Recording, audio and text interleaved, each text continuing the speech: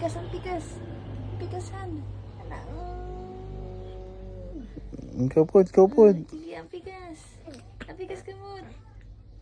Apil ang pikas. Ah, very good. Dugay din ang mata ni Lisa karon kay Sunday man and rest day na mo. Nako ra di ay. Pero di ra gyapon ni matawag nga rest day kay mabisi man ta.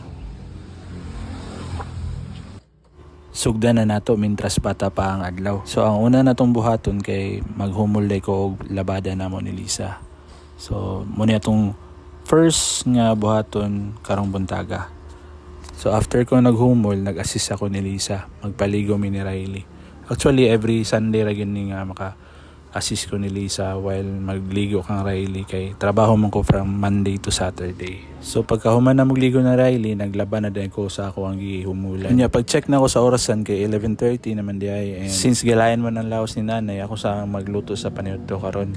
And para pod nga makarelax na pod si nanay. Kay gimingaw man lagi ko og munggos mo tong akong lutoon karon kay munggos. Hapit na ni maluto mga tataod-taod. Oy, tama na oy. Galangi ko man din na di oy. After naman ng paniud to, matik ako nagyalay ang ako ang gilabhan. Taghandaghan po ni kay ubay-ubay man. Manakita glaba guys. Ligo na po taron.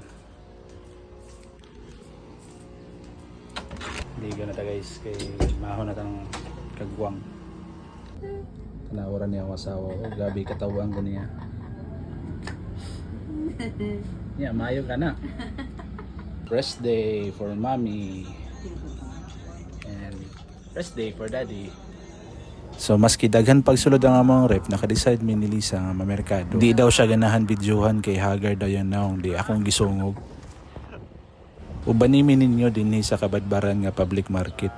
Hapon na ni siya guys, so expected na gid nga wala na ilabas nga karning baboy.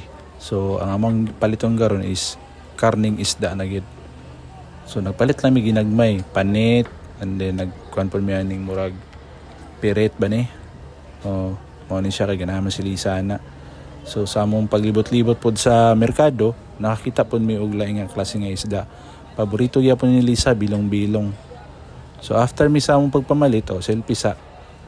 And then nagpalit po mig manok kay sumahan naman mig baboy. Then pag gawas na mo, namalit po mig dabong. Syempre suporta to og lokal. Man naman mig pamalit guys, manguli na ta. Bye-bye.